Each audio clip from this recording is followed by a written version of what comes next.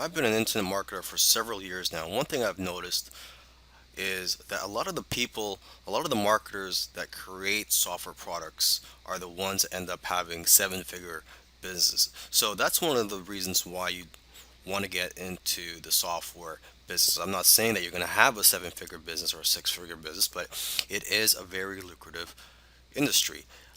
Software products, they have a higher perceived value than all other forms of digital products such as ebooks, video courses, audiobooks, etc.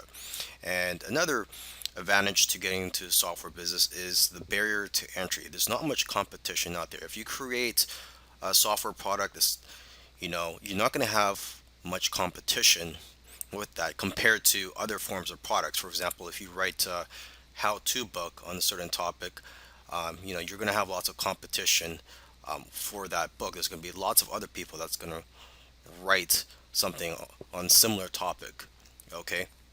Now, this course will cover the following topics. It's going to cover how to come up with ideas for your software product, how to come up with the features to include in your software product, how to find software programmers to create your software product, and how to manage your project.